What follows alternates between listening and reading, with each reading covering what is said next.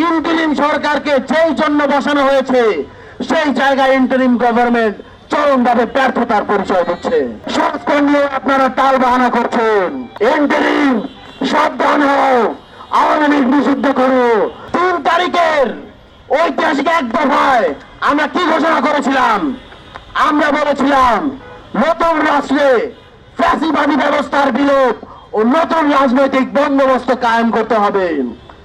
এই নতুন রাজনৈতিক বন্দোবস্ত কায়েমের জন্য ইন্টারিম গভর্নমেন্টের প্রথম দায়িত্ব ছিল আওয়ামী লীগকে নিষিদ্ধ করা, তাদের বিচার কার্যকর করা, সেই সাথে প্রয়োজনীয় সংস্কারগুলো করা।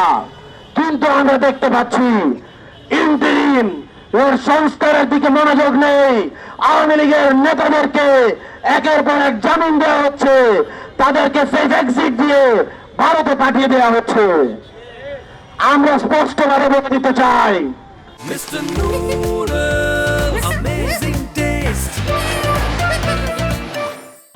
ইন্টারিম কোন দলের দালালি করার জন্য নয়, শহীদের রক্তের উপর পাড়া দিয়ে সেই ম্যান্ডেট নিয়ে আপনারা ক্ষমতায় বসেছেন।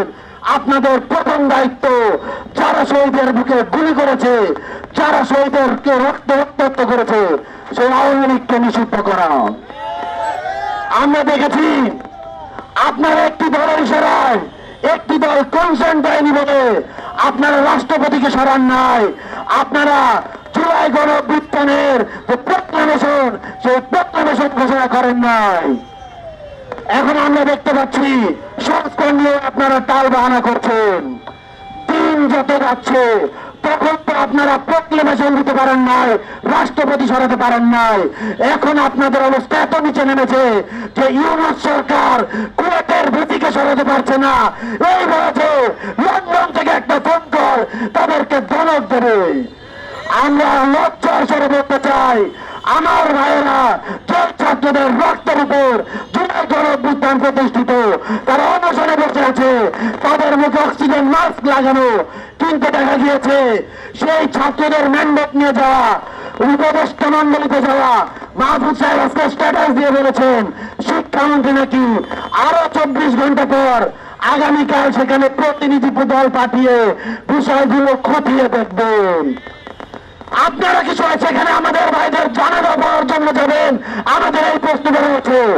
আমরা অবিলম্বে বলতে চাই, ইন্টারিম সাবধান হও, আওয়ামী লীগ নিষিদ্ধ করো, জুলাই গণঅভ্যুত্থানের শত্রুদের বিচার করো, সেই সাথে যারা সংস্কারে বাধা দিচ্ছে তাদের বিরুদ্ধে কঠোর প্রতিরোধ গড়ে তোলো। ডক্টর মোহাম্মদ ইউনূস স্যার, জনগণ আপনার পাশে আছে।